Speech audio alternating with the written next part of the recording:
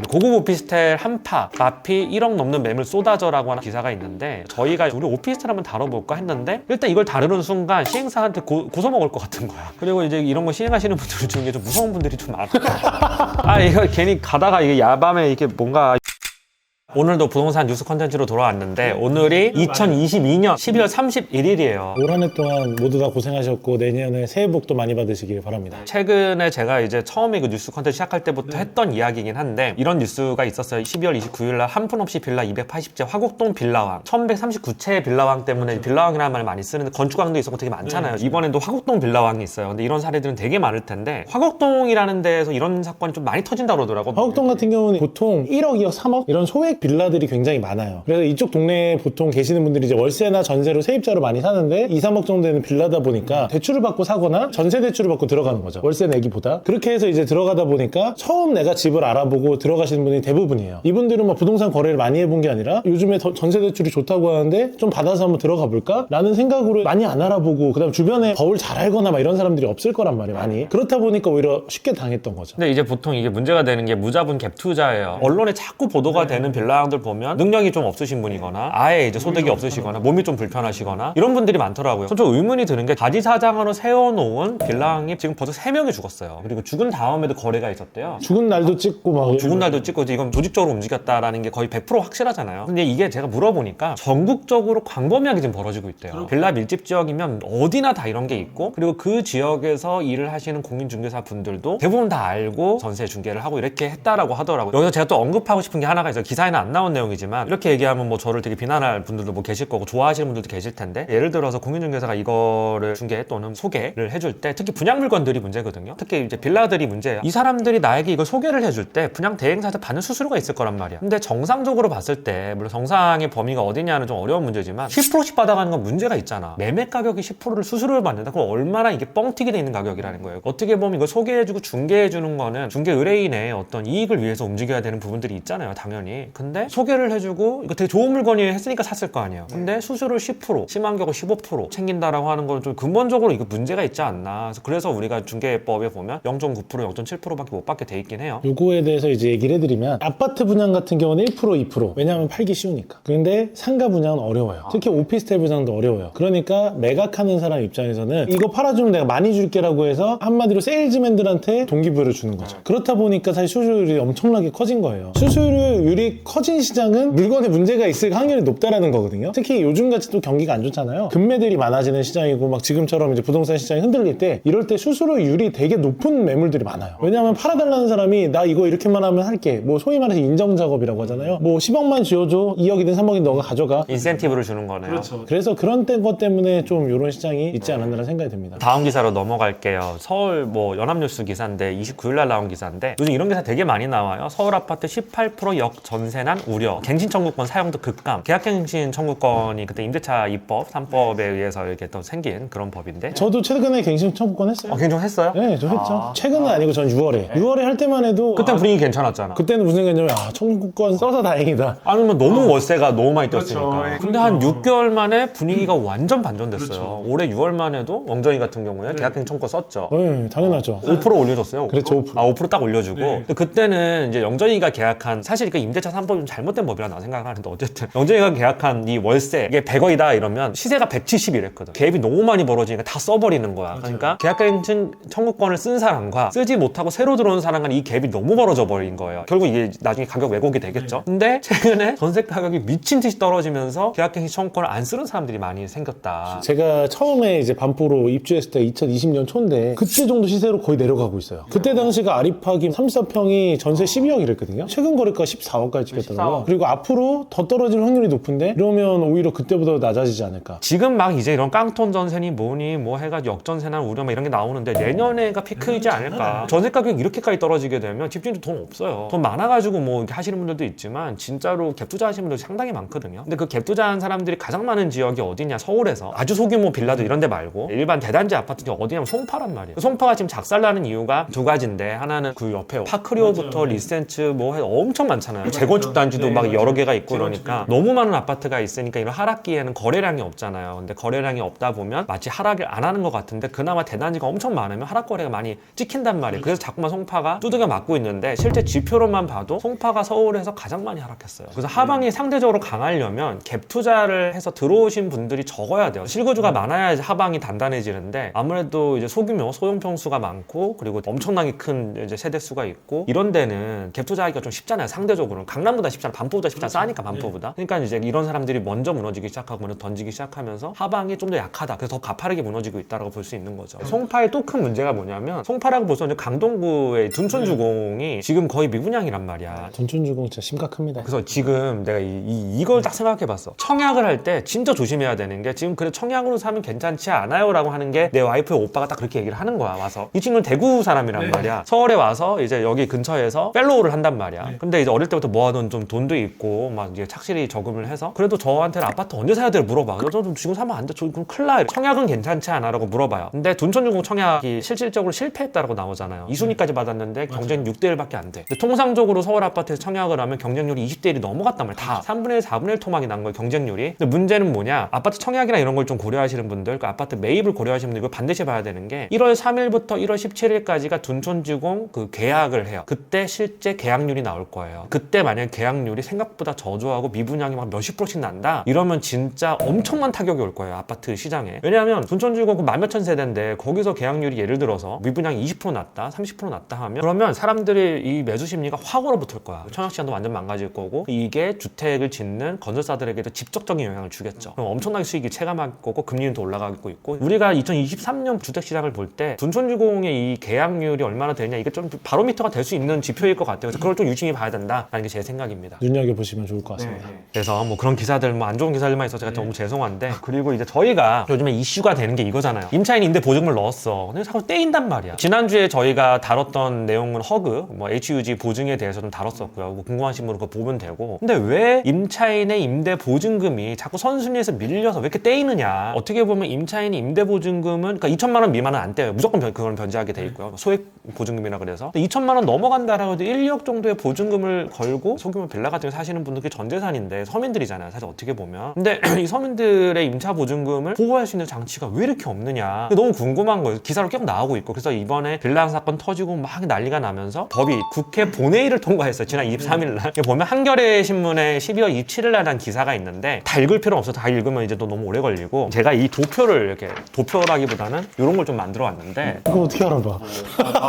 아주 쉽게 얘기하면 임차인이 있어. 그래서 내가 임차인으로서 어떤 정당한 대항력이라 그러잖아요. 이 임차 보증금을 내가 임대인에게 청구할 수 있는 권리를 얘기를 하는데 내가 정당하게 임차인을 인정을 받으려면 임대차 계약을 일단 체결을 해야 되고 점유를 해야 되고 그다음에 이제 전입신고 해야 돼요. 전입신고 딱 하게 되면 다음날 공공시부터 대항력이 생긴다라고 지난주 콘텐츠에서 얘기를 했는데 문제는 그거야. 임대차 계약을 하고 전입신고를 했어. 예를 들어 1월 1일 날. 근데 1월 5일 날 근저당권을 설정을 했어. 집주인이 이제 대출을 받아서. 근데 집주인이 갑자기 예를 들어서 1월 10일 날 고지서가 날라왔어. 종합부동산세가 1억이 날라왔어. 예를 들어서 1억이 날라왔는데 이걸 당해세라 그러더라고요. 상속세, 증여세, 뭐 종합부동산세 이걸 당해세라 그러는데 당해세가 늦게 날라온 거잖아요. 그러니까 내가 임차인 입장에서는 임대차 계약을 체결할 때 당해세가 얼마 나오는지 모르잖아. 그 집주인이 이걸 체납할 거라고 예상할 수가 없잖아요. 근데 집주인이 그 체납을 했어 1억을. 아니 뭐 극단적으로 2억이라고 봅시다. 그리고 임차 보증이 3억이에요. 이 빌라 가격이 3억이야. 근데 이게 공매나 경매에 넘어갔어. 이랬을 때 나는 임차 보증 3억을 넣었으니 내가 먼저 전입신고를 했고 대항력이 먼저 발생한 날짜가 1월 1일이니까 내가 가져갈래 했을 때 안 돼. 당해세는 예외 규정이 있어요. 기본적으로 우리가 어떤 물건에 대해서 이제 채권 관계가 있으면 채권의 우선순위라는 게 있고 경매 공매에 넘어가게 되면 견제 우선순위가 있어요. 쉽게 얘기하면 먼저 찜한 놈이 먼저 받아가는 거예요. 내가 뭐 근저당권을 1월 1일 이전에 설정했다면 근저당을 건 은행이 먼저 받아가는 거고 내가 임차인으로서 어떤 대항력을 1월 2일 공공시부터 했다라고 하면 그 뒤에 있는 건 나보다 후순위로 밀리게 돼 있어야 되는데 당해세가 1월 10일 날 나왔으면 난 예측할 수 없었음에도 불구하고 당해세를 먼저 주게 돼 있어요. 국가에서 그 당해세를 먼저 가져가고 그럼 3억에 예를 들어 경매가 낙찰됐다고 치면 2억을 국가에서 가져가 버리면 임차인 입장에 1억밖에 회수가 안 되는 거야.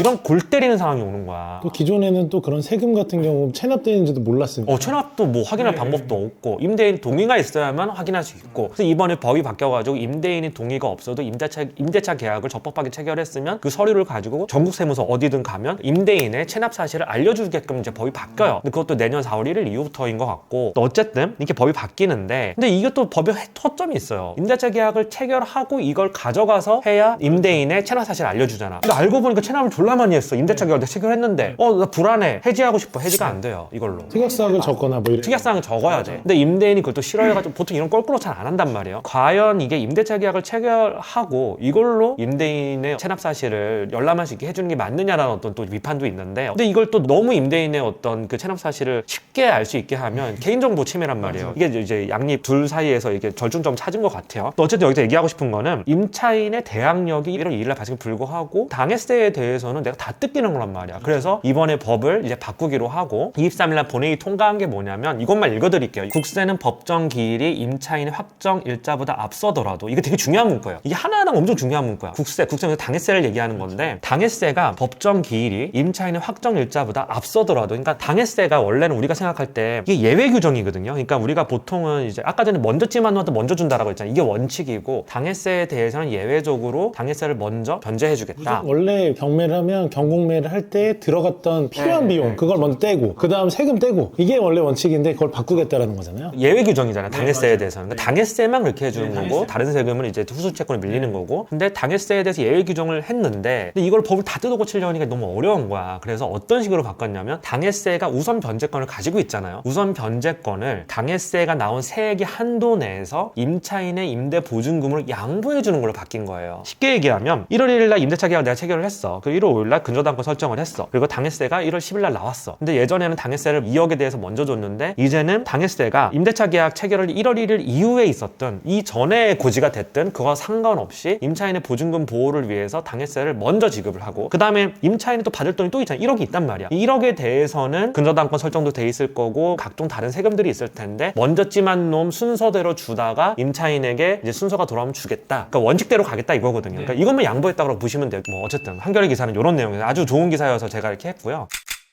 그리고 또 이 종부세 얘기가 나왔는데, 내년 세제 개편안 국회 통과해가지고 기본공제 각각 6억에서 9억 상향 뭐 이렇게 돼 있어요. 이게 되게 중요한 게 뭐냐면, 부부 공동 명의를 할 때 기본공제 6억에서 9억으로 상향을 해주는 거잖아요. 공시지가 18억 주택은 종부세 0원이에요. 이제 공시지가 18억이면 실제 매매가 기준으로 봤을 때 20몇 억, 심하면 30억까지 갈 수 있고요. 그거에 대해서 종부세를 안 때리겠다. 그 부부 공동 명의에 대해서 이런 내용인데, 1주택자에 한해서요. 이제 2주택자까지는 똑같으니까 조정지역에. 근데 내가 이번에 저번에도 이제 뉴스 콘텐츠 다뤘는데, 이번에 종부세 개편안을 보면 사실은 조정 대상 지역의 2주택자가 가장 큰 혜택을 입어요. 저는 이게 너무 불만이에요. 왜냐하면 1주택자, 2주택자를 뭐 징벌하자는 얘기가 아니라 당연히 종부세는 낮아져야 된다고 생각하는 사람이고, 징벌적 과세에 해당한다라고 생각하는 사람이에요. 실현이익에 대해서 과세하는 게 아니잖아요. 저는 양도세 올리는 건 찬성해요. 근데 종부세를 이렇게 무지막지 때리는 건 안 좋다라고 생각하는 사람인데, 근데 이거가 너무 부담이 되니까 낮춰주는 거란 말이죠. 예를 들어서 기사에도 나오는데, 18억짜리 아파트와 12억짜리 아파트, 조정지역 대상에 있는 아파트 두 채를 소유한 사람이 올해 같은 경우는 3,250만 원 정도의 종부세를 냈어요. 근데 내년에 1,400 내요. 65%가 감경이 돼요. 똑같아지니까 이게. 근데 뭐 어쨌든 2주택자에게 가장 많은 혜택이 돌아가는 세제 개편안이다라고 좀 보고 있고, 물론 1주택자도 혜택을 받습니다. 근데 1주택자에게 더 큰 혜택을 줘야 되는 거 아닌가? 1주택자는 사실 실질적으로 실제 실거주하려고 사는 경우가 많고, 2주택자는 뭐 일시적인 2주택자 말고 그건 어차피 그거는 감면 규정이 비과세 규정이 다 있거든요. 근데 투자 목적으로 한 채 더 샀을 텐데, 보통 대부분이 이거에 대해서 제일 큰 혜택을 준다라고 하는 건 좀 상식적으로 좀 이해는 안 돼요.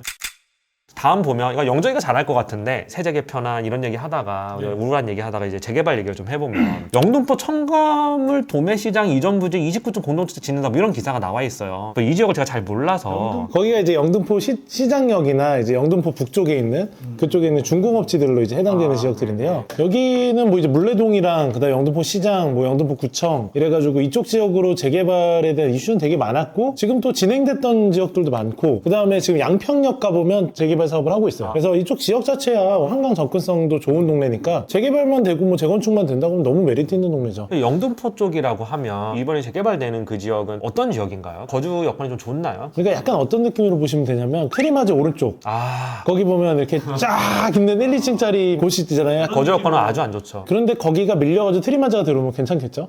그렇죠. 약간 그런 느낌으로 보시면 될 것 같아요. 저는 그래서 사실 영등포를 되게 좋게 봐요. 미래 가치를. 개인적인 생각으로는 지금 성수동이 워낙 사실 사실 많이 개발되고 되게 성수동 중공업지에다 사람들이 건물을 많이 지었잖아요. 근데 영등포 중공업지도 성수동이랑 비슷하거든요. 올림픽 가깝지. 그다음 주변에 인프라도 좋고 물론 강남이랑 조금 거리가 있다고 하지만 올림픽 타면 사실 거기서 거기거든요. 그렇게 따져서 본다고 하면 저는 영등포도 성수동에 충분히 대체안이 될 수 있는 저는 영등포구에 있는 그 이제 중공업지 거기가 대략 지금 요즘에 좀 많이 떨어졌겠지만 5, 6천이면 사요. 5, 6천이요? 오 싸다. 최근에 거래된 거 5, 6천이면 사고 영등포에다 그래서 30억의 땅을 사서 건물 지어가지고 막 300평짜리 지을 수 있어요. 그러니까 되게 메리트 있는 거죠. 네, 뭐 하나의 의견입니다. 다음 기사를 보면 드디어 이 기사는 내가 2년째 보고 있는데 성수동 3표 레미콘 터에 고층 주상복합 짓는다. 그래요, 뭐 짓겠죠. 뭐 그래서 제가 이제 트리마리 살 때가 2017년이었어요. 2017년부터 19년까지 살았는데 그때 3표 레미콘 공장이 전 살아봐서 알아요. 정말 이 레미콘 공장이 있어서 주변 여건이 너무 안 좋아져요. 성수동이 강남하고 가깝다고 하지만 실제로 안 좋아요. 성수대교를 건너는 것 자체가 교통이 너무 안 좋아요. 그러니까 여기서 한남대교를 건너는 것과 성수대교를 건너는 거 하나가 땅 차이예요. 차가 한 대도 없는 시간에는 다 수월하지만 이런 어떤 교통 여건은 솔직히 안 좋아요. 근데 그게 안 바뀌는 이유 중에 하나가 이제 3표 레미콘 공장이 또 있고 레미콘 차좀 막 지나다니고 땅 다 파여있고 막 이렇게 피터나는 데고 그래서 이제 이런 것들을 조정을 하고 이제 서울시에서 이거를 서울숲으로 이제 확장을 하겠다라는 기사들이 계속 떴었었고 그리고 제가 알기로는 전 집주인은 아니었고 임차인으로 살았지만 이 서울숲 근처에 사시는 분들 염원 중에 하나가 레미콘 공장 나가라 빨리. 근데 얘들도 억울한 게 아니 내가 왜 나가 내 쪽에서. 그리고 또 되게 좋을 거예요. 왜냐하면 레미콘 입장에서는 또 교통이 중요한데 여기 교통이 유충지기 때문에 왔다 갔다 하기에는 최고잖아요. 강북과 강서를. 근데 결국 개발 이익이 훨씬 높기 때문에 결국 딴 데 대체부지 찾아가지고 나가는 것 같은데 이제 드디어 뭐 이제 이런 기사가 나와요. 여기 보면 2025년에는 이제 공사에 착공될 수 있도록 뭐 계획을 하고 있다라고 하지만 실제로는 훨씬 오래 걸릴 겁니다. 근데 나가는 거 확정된 것 같아요. 주거지에서 상업지로 바뀐다. 좋은데요. 상업지로 상향을 해주고 늘어나는 용적률의 60%를 이제 6천억을 이제 받기로 했대. 여기 기사를 읽어보면 서울시는 공공기업은 6천억 원을 뭐 이제 서울시 고도화 뭐 이런 데 쓰겠다라고 얘기를 하고 있어요. 그래서 여기다가 이제 뭐가 들어갈지 모르겠어요. 저는 개인적으로는 예전에 나왔던 서울시 계획안을 보면 여기를 서울숲의 확장판으로 해가지고 뭐 이제 기업도 유치해서 박물관도 만들고 뭐 이런 식으로 모든 서울 시민들이 쓸 수 있게끔 이렇게 한다라고 돼 있어요. 근데 상업지로 바뀌면 무조건 주상복합 아니면 사업성 안 나올 것 같은데요? 부영에서 진료한 호텔 뭐 이런 게 들어올 것 같은데 저는 그렇게 개발되는 게 좋은가라는 어떤 좀 그런 회의는 좀 있어요. 모두를 위한 건데 저기 주상복합 들어오면 되게 삭막할 것 같아. 차라리 저기도 서울숲의 연장선으로 뭔가 하면 너무 이쁠 것 같은데 어떻게 개발될지는 지켜봐야 되고 뭐 성수동은 워낙 핫한 지역이니까 또 언급을 해봤습니다. 그리고 다음 기사는 뭐 HUG 허그 재정 건전성 빨간불 이런 기사가 있어요. 당연하죠. 요즘에 전세 사기 많죠. 역전세 많죠. 깡통전세가 많아지니까 HUG에서 물어주는 금액도 많을 거고 그러다 보니까 재정 건전성에 빨간불이 들어왔다. 뭐 이런 얘기가 있는데 계속해서 이제 대위 변제액이 늘어나고 있는 상황이고요. 그리고 고급 오피스텔 한파 마피 1억 넘는 매물 쏟아져라고 하는 한국경제 12월 29일 기사가 있는데 오피스텔에서 할 말 많잖아요. 그러니까 저희가 영정이랑 이제 상권 촬영 다닐 때 제가 그런 얘기 되게 많이 했어요. 우리 오피스텔 한번 다뤄볼까 했는데 일단 이걸 다루는 순간 시행사한테 고소 먹을 것 같은 거야. 그리고 이제 이런 거 시행하시는 분들 중에 좀 무서운 분들이 좀 많아. 이거 괜히 가다가 이게 야밤에 이게 뭔가 요즘에 세상도 흉흉한데 근데 강남에 고급 오피스텔 시행을 했던 거는 사실 거의 다 도박이었어요. 그러니까 이거는 돈 놓고 돈 먹기 하는 거다라고 했던 인식이 많았고 그러니까 이게 오피스텔이 물론 아파트도 시행해가지고 남기면 엄청 많이 남지만 오피스텔이 거푸는 경우가 되게 많아요. 이런 경우가. 그래서 오피스텔이 공급 면적 평당 1억 가는 게 말이 되는 소리입니까? 솔직히 그게. 전용 면적도 아니고. 상업지에다가 예를 들어서 용적률 뭐 600%, 800% 땡겼으면 땅에 대한 권리도 하나도 없고 오피스텔이잖아. 오피스텔은 뭐 주거용 오피스텔도 있고 뭐 하지만 어쨌든 오피스텔 다 사업자를 등록하고 이게 사실 삶의 여건이 아파트보다 훨씬 안 좋아요. 솔직히 오피스텔이. 사실 진짜 일하러 와서 살거나 아니면 혼자 살거나 그런 사람들한테는 적합한데 말씀하신 것처럼 뭐 이렇게 가족을 이루고 살 만한 공간도 아니기 때문에 한정적이거든요. 이게 굉장히. 그리고 이거는 이제 카더라인데 카더라 안에 뭔가 일만의 약간의 진실이 좀 있을 수 있다고 생각을 하는데 강남의 오피스텔 중에 야반도 좋아하는 사람이 그렇게 많아요. 어쩔 수 없어. 네, 요즘 얘기 들은 거 있어.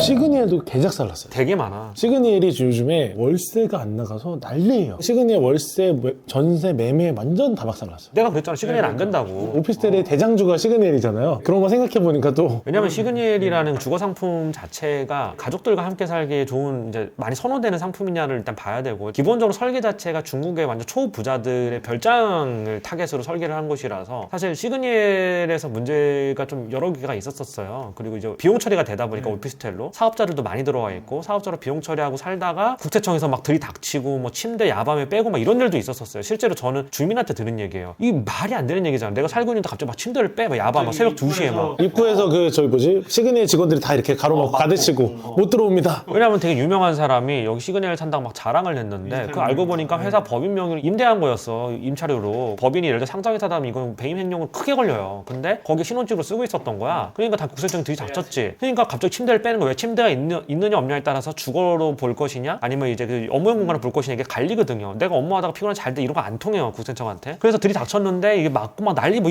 근본적으로 이 상품이 가지고 있는 어떤 한계가 있다라고 보고 있고요. 그리고 이제 시그니엘이 한때 막 되게 유행했던 이유가 여러 가지가 있죠. 아주 비싼 오피스텔이었고 그리고 초고층에 막 이런 거였고 그리고 이제 대출이 나왔잖아요. 그러니까 이제 이게 대출이 다 막힌 상황에서 아파트의 대체제로 좀 이제 사용하셨던 분들 많은데 실제로 법인 명의로 가지고 있는 경우가 되게 많아요. 시그니엘 사업자로 굉장히 보통 많아요. 50억짜리 분양을 하면 한 40억 초중반은 대출 나왔어요. 현금 8억 넣고 막 사고 그리고 다 사업자로 해가지고 다 비용 처리하는 거야. 저는 이거에 대해서 불공정하다라고. 이건 사실 편법이거든요. 제가 시그니엘을 사실 이렇게 깔려고 했던 건 깔려고 아니고요. 했던 건 아니고. 시그니엘을 통해서 제가 왜 뭐 하고 싶었냐면 고급 오피스텔이 대부분 다 이 시그니엘의 소형판이었던 거죠. 그렇다 보니까 많이 그동안 다뤘던 약점들이 되게 많이 노출돼 있었지만 어떻게 보면 또 주거하는데 또 대출도 안 나오고 이러니까 대체제로 많이 이제 사람들이 샀던 거죠 그동안. 네, 그렇죠. 시그니엘은 그나마 가격이 뭐 50억, 80억, 100억 막 이랬으니까 아무나 접근을 못했는데 그래도 거기는 또 월세로 하면 사업자로 또 할 수 있으니까 접근성은 그렇게 높진 않았죠. 근데 그냥 고급 오피스텔들은 예를 들어서 뭐 24평에 뭐 20억이 분양했다 이러면 뭐 대출이 뭐 18억 이렇게 나오니까 별별 사람이 다 사는 거야. 겉만 번지르라고 이런 경우가 되게 많아요. 그래서 야반도주하는 사건들이 생각보다 많습니다라고 저는 많이 들었습니다.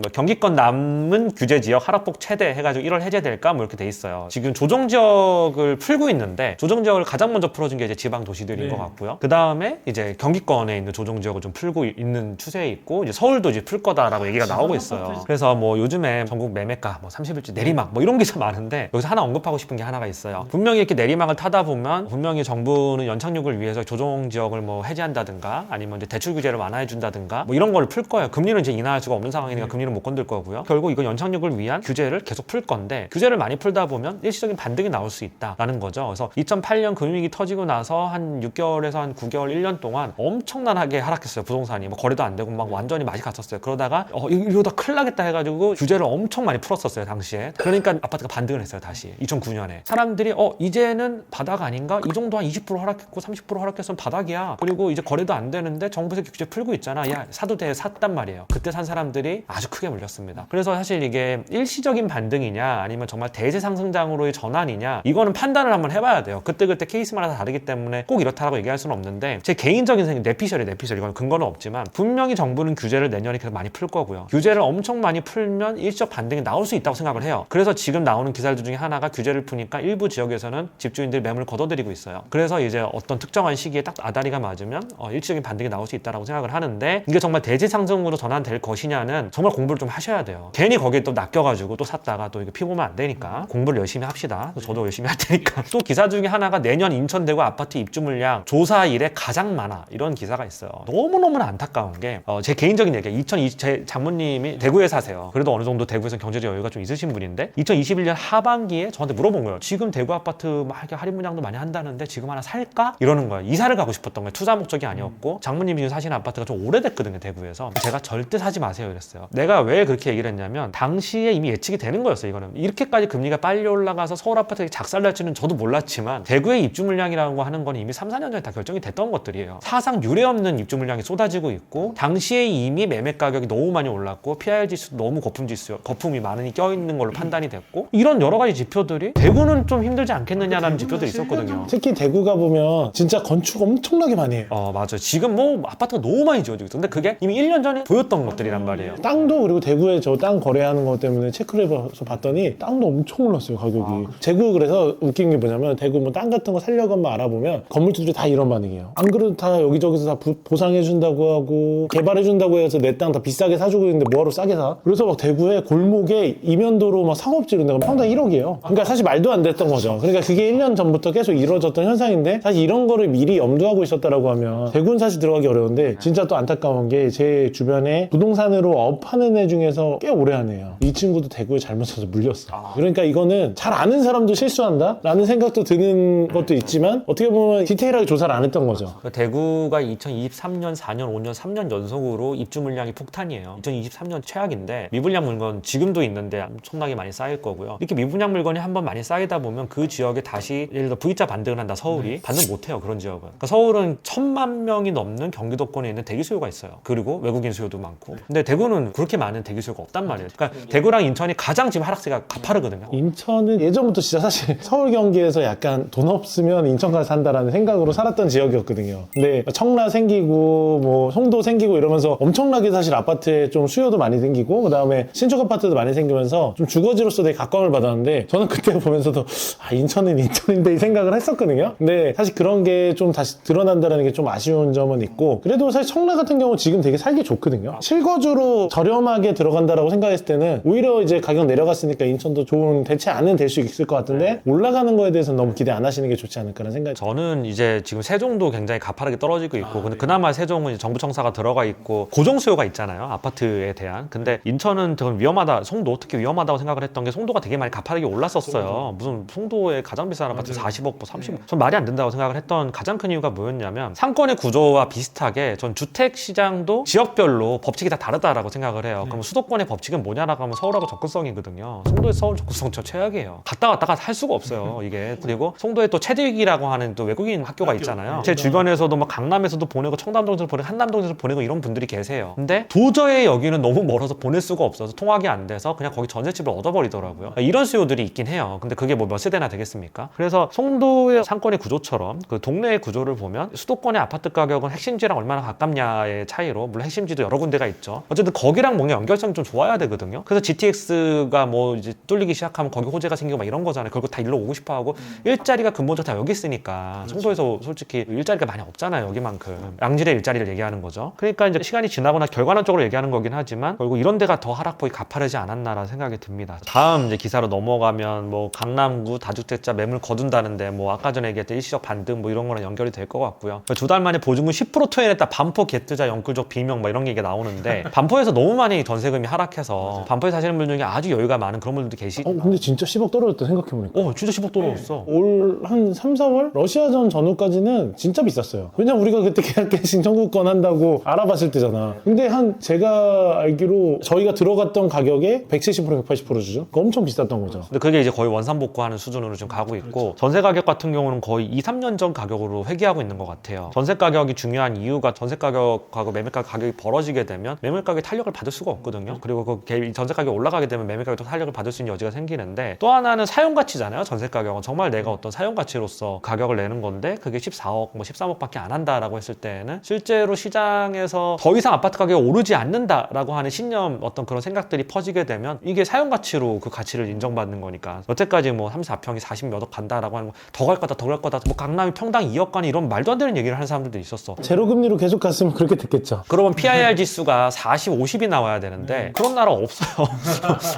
그런 나라 없습니다. 어쨌든 뭐 그렇습니다. 요즘에 전세 가격 너무 많이 하락하고 있고요. 그리고 마지막 기사 하나 언급할 게 묵시적 갱신에 대한 이야기를 제가 마지막 블로그에다가 했는데 계약갱신 청구권을 사용할 때 2+2인데 만약에 집주인과 임차인이 묵시적으로 계약갱신이 된 거라고 내가 계약갱신 청구권을 사용한다고 얘기도 안 하고 묵시적으로 됐다라고 하면 6년까지 살 수 있습니다. 그거는 포함이 안 됩니다. 만약에 집주인이 너 갱신했잖아. 뭔 말이야 너 나가 이래도 무슨 소리야 난 갱신 쓴 거 없는데 그거 너 그때 2년 연장했잖아. 그거 묵시적으로 갱신한 거예요. 나 이번에 계약갱신 청구 쓸 거야 하면 쫓아낼 수 없어요. 6년 동안 쓸 수 있습니다. 근데 이 내용은 임대인이랑 임차인 다 알아두면 좋아요. 임대인도 6년 동안 못 살게 하기 위해서는 반드시 얘기를 해야 돼요. 너 계약갱신 청구 쓸 거야 라고. 그래야지 4년 후에 바꿀 수 있습니다. 그래서 이거는 임대인 임차인 다 알아두면 좋은 내용일 것 같아서 한국경제 12월 30일 기사로 나와 있습니다. 그래서 이렇게 돼 있고요. 어쨌든 오늘도 31일 날 열심히 또 뉴스를 정리를 해봤는데 이 컨텐츠가 좋은 게 하면서 나도 공부가 되고 이번에 뭐 전세 대항력이라든가 채권들의 우선순위라든가 당해세가 어떻게 배분이 되고 어떻게 바뀌는 이걸 공부하면서 이게 확실히 공부가 되는구나 저도 라고 생각이 들어서 너무 좋은 컨텐츠인 것 같고요. 다들 새해 복 많이 받으세요. 새해 복 많이 받으십시오. 저희는 와인 먹으러 가겠습니다. 안녕.